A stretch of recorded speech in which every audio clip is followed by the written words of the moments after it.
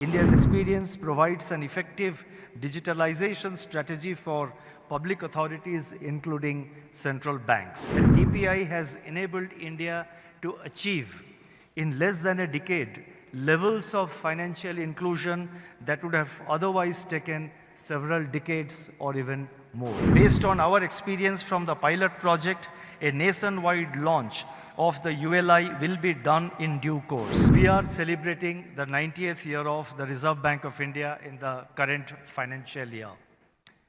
This global conference on digital public infrastructure and emerging technologies is among the marquee events that we are organizing to commemorate this significant milestone of the Reserve Bank of India's journey. It's my pleasure to extend a warm welcome to each one of you present here to this conference, which is being held in this beautiful and vibrant city of Bengaluru, a city which for many years now has been at the forefront of India's technology revolution. I would like to extend a special welcome to the esteemed participants who have joined us from many parts of the world. Thank you all for accepting our invitation and for being here. I sincerely hope that you will find the deliberations and interactions during the global conference enriching and also productive. The theme of this year's conference, Digital Public Infrastructure, that is DPI and Emerging Technologies, is timely and relevant. It will shape the future journey of almost all economies of the world. Over the last decade, the traditional banking system has undergone an unprecedented technological transformation. By all indications, this process is likely to become even more intense in the coming years. In my address today, I would like to highlight the important role that digital public infrastructure has played in India's digitalization process and its contribution to inclusivity in Indian society and the economy. India's experience provides an effective digitalization strategy for public authorities, including central banks. I would also like to touch upon certain key issues underpinning artificial intelligence systems and the use of digital public infrastructure in addressing the issues in cross-border payments. Let me first focus on the meaning and the overall positive impact of digital public infrastructure. Digital public infrastructure broadly refers to basic technology systems created mainly in the public sector that are openly available to users and also to other developers. DPIs, that is digital public infrastructures, are scalable and thus can support systems that operate on a population-wide scale. They are interoperable and therefore spur innovation by being accessible to innovators. They are also cost efficient by virtue of their economies of scale. These three advantages of scalability, interoperability, and cost efficiency hold the potential to accelerate financial inclusion and transform the lives of people by overcoming traditional barriers like physical distance, documentation, and transaction costs. It can be said that DPI has enabled India to achieve, in less than a decade, levels of financial inclusion that would have otherwise taken several decades or even more. DPI spurs market innovation by reducing transaction costs, democratizing access, maintaining competition through interoperability, and attracting private capital. DPI, that is digital public infrastructure, offers a path to effectively manage critical national infrastructure also. In times of crisis, as during the COVID-19 pandemic, India and a few other countries were able to leverage digital infrastructure for vaccination programs and targeted transfer payments. Notable examples of DPI in other countries include verifiable digital identity systems such as Colombia's Cedula Digital, Nigeria's National ID or bank verification numbers, the Philippines' PhilSys, Rwanda's digital identity system managed by their National Identity Agency, Saudi Arabia's Nafat digital identity management platform, Singapore's SingPass, and the United Arab Emirates Pass of the UAE, and similar other initiatives by several other countries.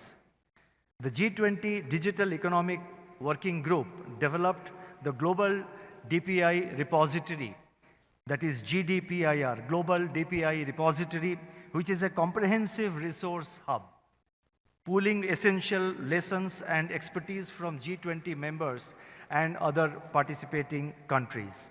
Its primary aim is to bridge the knowledge gap in the choices and methodologies required for the design, construction, deployment, and governance of DPIs. The final report of India's G20 Task Force on Digital Public Infrastructure was released on July 15 this year, which has, among other things,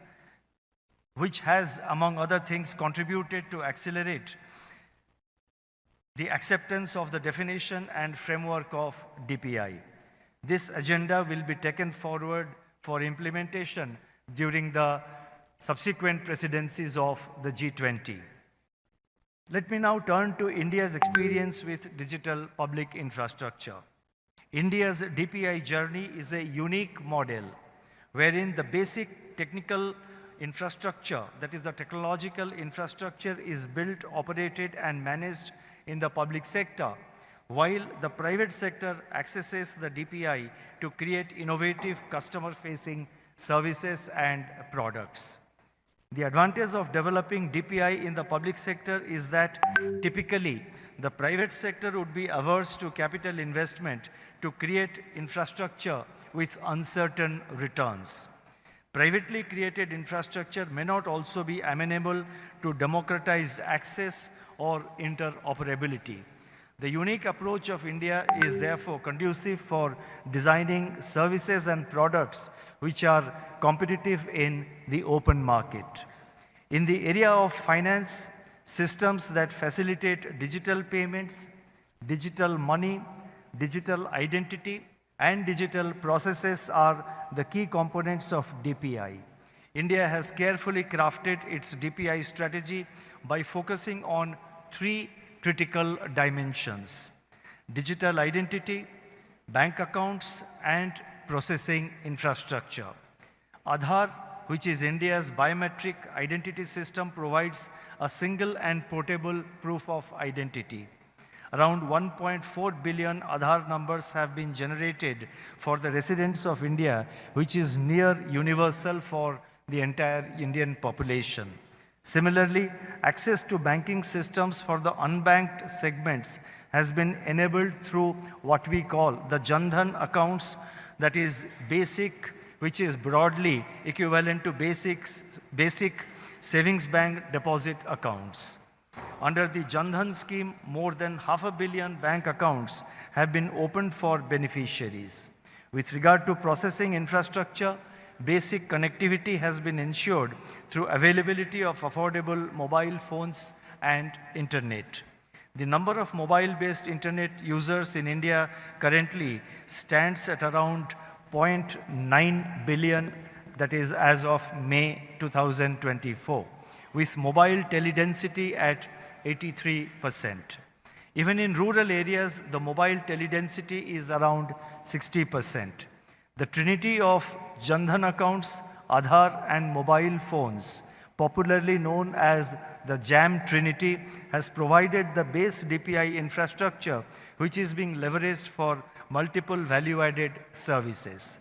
Of 67% of the beneficiaries under the JAM Trinity initiative, the participation, 65% of the beneficiaries under the JAM Trinity initiative are essentially from rural areas, and over 55% of them are women.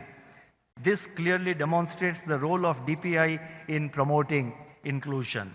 Another example of DPI in India is the Account Aggregator Framework, a regulatory initiative of the Reserve Bank of India. This framework facilitates consent-based sharing and aggregation of financial information of customers among eligible financial system participants in a secure, transparent, and efficient manner.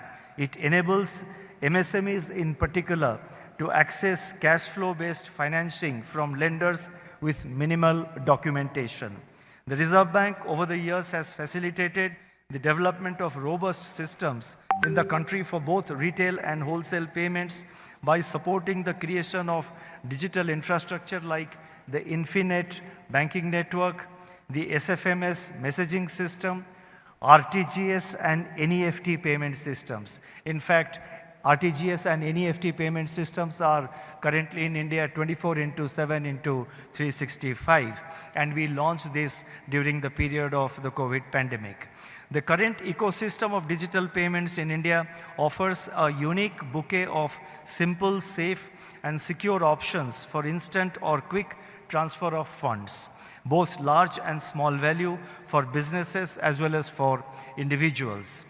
Unified Payments Interface, or UPI, a real-time payment system, was launched in India in April 2016 by the National Payments Corporation, NPCI, and it has played a significant role in the growth of retail digital payments in India. NPCI itself was promoted by banks under the guidance of the Reserve Bank of India. While initial participants on the UPI platform were banks, non-bank third-party app providers and use of QR codes have all combined in popularizing the UPI. It has since emerged as a robust, cost-effective, and portable retail payment system and is attracting active interest across the globe. Continuing on this journey of digitalization of banking services, last year we launched a pilot of a technology platform which enables frictionless credit. And this initiative is very important for all policymakers, for all authorities, whether they are from governments or central banks, or they are private banks or private financial companies.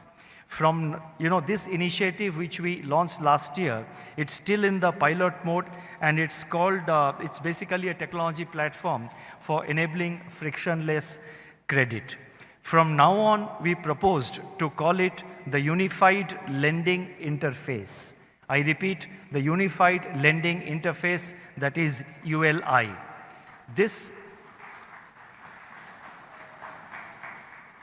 platform facilitates seamless flow of digital information, including even land records of various states from multiple data service providers to lenders. This cuts down the time taken for credit appraisal, especially for smaller and rural borrowers. The ULI architecture has common and standardized APIs designed for a plug-and-play approach to ensure digital access to information from diverse sources. That is, information relevant to a lender for giving out a loan to a potential borrower. And the entire system is consent-based, that is based on the consent of the potential borrower. So the requirement of the data privacy is also fully protected. This entire platform and this initiative reduces the complexity of multiple technical integrations. It enables borrowers to get the benefit of seamless delivery of credit, quicker turnaround time without requiring extensive documentation. In sum, by digitizing access to customers' financial and non-financial data that otherwise resided in disparate silos, ULI, that is Unified Lending Interface, is expected to cater to large unmet demand for credit across various sectors, particularly for agricultural and MSME borrowers. Based on our experience from the pilot project, a nationwide launch of the ULI will be done in due course.